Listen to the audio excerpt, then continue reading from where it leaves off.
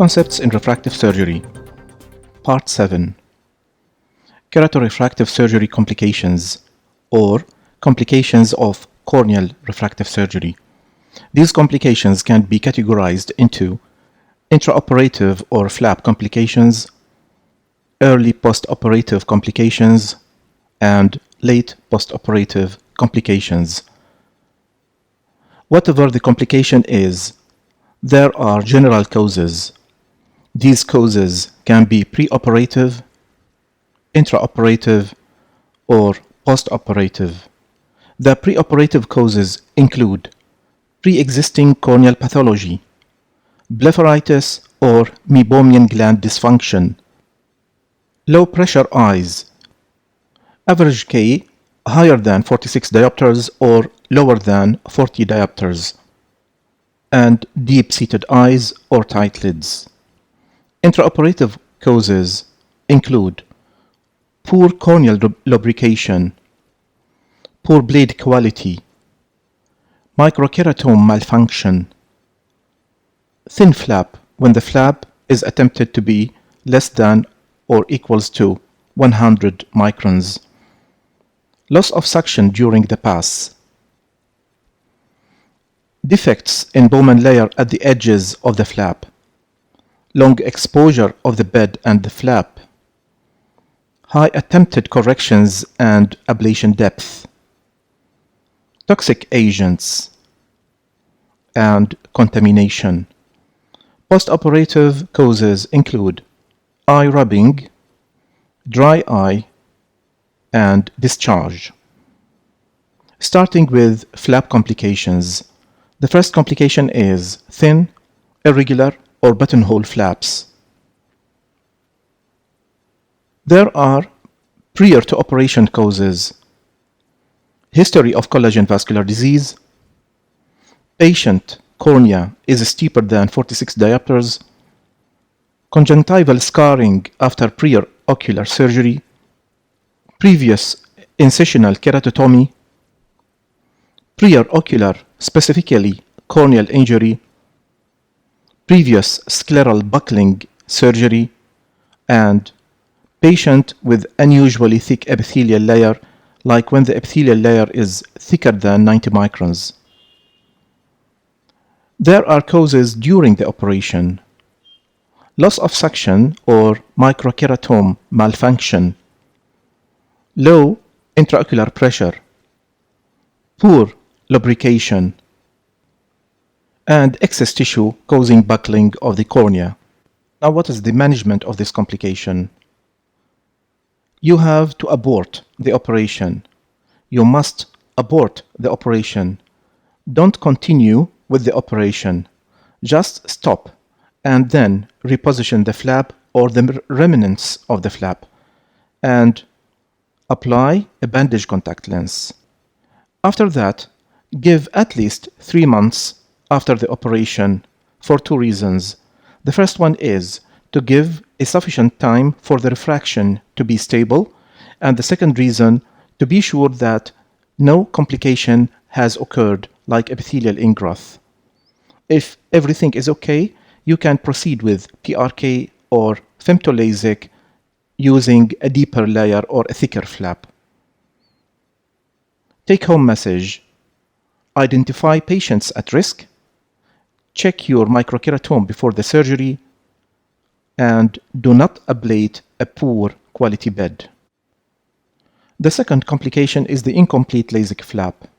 This may occur because of a premature stop of the microkeratome, because of mechanical obstacles like drapes, lashes, loose epithelium, which may interfere with the pass of the microkeratome during the cut, microkeratome dysfunction, or deep-seated eyes or tight eyelids. The management includes: you must abort the operation. Do not complete with the operation. You have to reposition the flap, apply a bandage contact lens, postpone the operation for at least 3 months for the same 2 reasons: to give sufficient time for the refractive error to be stable, and to be sure that no complication has occurred, especially the epithelial ingrowth. After that, if everything is okay, you can go for PRK or femtoLASIK with a deeper layer or a thicker flap. Take home message: secure a wide and safe pass, check your microkeratome before the surgery, and the most important is do not ablate a poor quality bed. The third complication is the free flap. This may occur because of low average K, when the average K is below 40 diopters. Now, to avoid this complication, when the cornea is flat, we have to use a small diameter of the suction ring, like 8.5 millimeters, to create a small diameter flap, and we have to make the hinge width large, like 0.6 millimeter. Now, the problem with the free flap is not only securing the cap over the bed at the end of the surgery, but also to reposition this cap accurately in its proper position. Otherwise, we will end up with an induced spherocylinder effect and an induced refractive error. Now, to avoid this, we have to mark the cornea before creating the flap. The mark should be asymmetric, as you see here. We should not use symmetric ink marks in order to be able to reposition the flap in case of free flap in its proper place. Now, if the free flap happens, what should we do? First of all, we have to find the flap. In many cases, you may find the flap within the head of the microkeratome, and you have to be very careful when you take it out, otherwise it will be cut into pieces. After that, you have to reposition the cap, but after you find the correct surface, and then you can mark it with ink marks, and then you can proceed with LASIK. So after I find the flap, I have to reposition this flap in its place using the asymmetric landmarks. As you see here, the asymmetric ink marks are aligned, and this enables me to know that I am facing the correct surface of the flap, because as you know, the flap has two surfaces, the epithelial surface and the stromal surface. If I am facing the correct surface, which is the epithelial one, then these ink marks will be aligned. Otherwise, I am facing the stromal surface, as in this case. Now, suppose I have forgotten to put ink marks before the surgery, and I ended up with this complication. First of all, I have to find the correct surface. I can recognize the stromal surface by its non-glistening appearance and its coarse appearance, while the epithelial surface is glistening and very smooth. After that, I have to know, I have to orient this cap over the bed. In this case, I have to use some landmarks like the epithelial defects in the cap and at the periphery of the cornea. So by aligning these epithelial defects, I am repositioning this cap in its correct place to avoid the induced refractive error.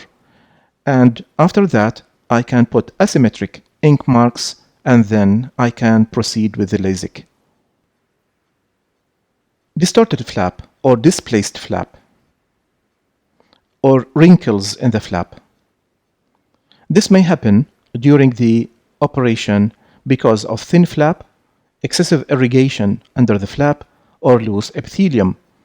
Actually, the thin flap is a general cause of all flap complications during the surgery, but excessive irrigation under the flap will swell the stroma of the bed and the stroma of the flap, and this will reduce the adhesion in the interface and will predispose to slippage of the interface after the operation. The same thing may occur with the loose epithelium, because in loose epithelium, the irrigation will predispose to swelling of the cap. After the operation, distorted flap may happen because of rubbing or squeezing, and maybe because dryness in the first 3 to 4 hours. So, management.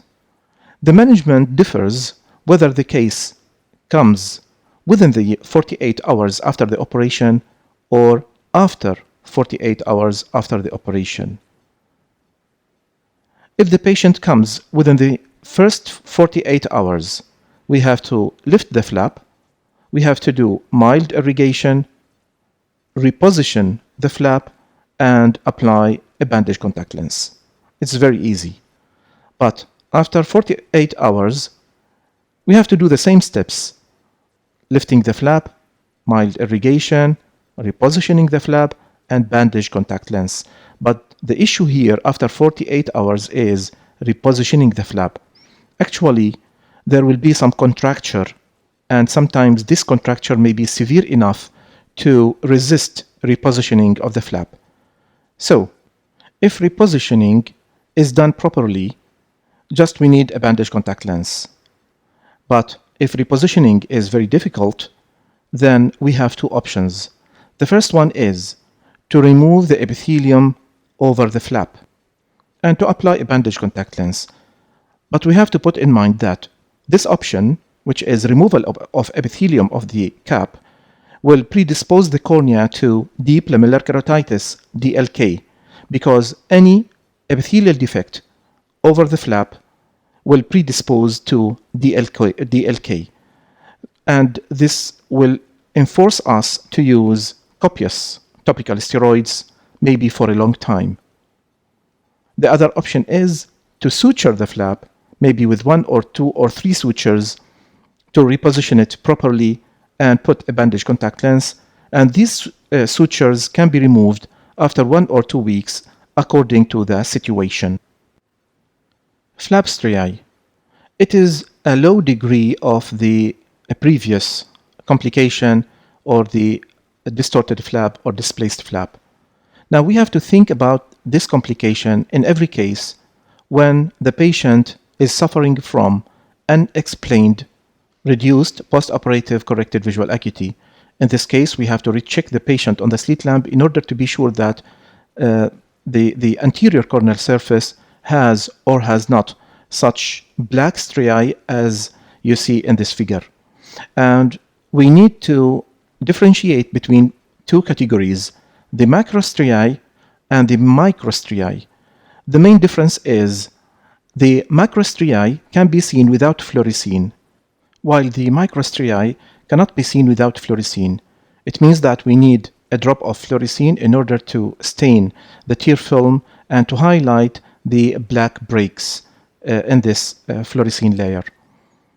In addition, in the microstriae there are microfolds in the flap, but these microfolds are exceeding the filling capacity of the epithelium, while in the microstriae these microfolds are within the epithelial filling capacity.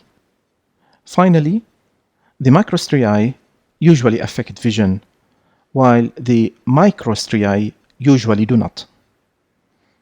Causes of flap striae during the operation: thin flap, high myopic treatment because of the tinting effect between the highly ablated stromal bed and the thin flap, excessive irrigation under the flap, and loose epithelium. After the operation, the two main causes are rubbing or squeezing and dryness in the first 3 to 4 hours. Management of flap striae is usually indicated when vision is affected. But when the patient comes within the first 48 hours, we can lift the flap, do mild irrigation, reposition the flap, and apply a bandage contact lens. But if the patient comes after 48 hours and suffering of reduced visual acuity, we have to wait for 1 month after the operation. Then we can apply PTK if the patient is still suffering of his vision. Now, how to do the PTK?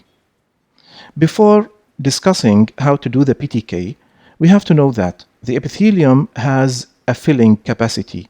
As you see in this illustration, there are troughs and peaks. The troughs or valleys are filled with a thicker layer of epithelium in comparison with the thinner layer covering the peaks. Now, the aim of the PTK is to ablate these peaks to some extent in order to regularize the anterior surface and enable the epithelium to replicate and cover the surface by a more regular layer. There are two major protocols of the PTK, Dr. Steinert's protocol and the on-site protocol.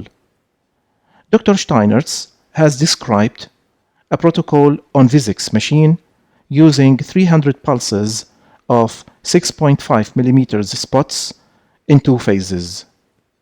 In phase 1, 200 pulses are applied directly on corneal surface. After that, a masking agent like low viscosity lubricant is applied over the surface, and an additional 100 pulses are applied every 5 pulses over the masking agent. It means that every 5 pulses we reinstall another drop of the low viscosity lubricant, and then we apply another 5 pulses until we reach the total of 100 pulses. The other protocol is the on-site protocol. In the on-site protocol, we apply the masking agent immediately from the beginning. And after that, immediately, we apply the PTK for only 10 microns. And then we check the cornea on the slit lamp. If the striae are still apparent, we apply another 10 microns. And we can repeat the stages until we reach the desired effect, which is the disappearance of the striae on the slit lamp. Now, the main side effect of the PTK is the induced refractive error. This induced refractive error differs from one machine to another machine. Now, the new customized PTK takes into consideration this induced refractive error and compensates for that to some extent. The take-home message in regard with the distorted flap and flap striae is: avoid excess irrigation during the operation, advise the patient to close his eyes for at least 5 minutes after the operation and to avoid rubbing, start lubrication immediately after the operation, and in case of striae, if the patient is not suffering, there is no need for any treatment. Thank you very much. In the next video, which is part 8 in this course series, I will talk about early post-operative complications. Goodbye.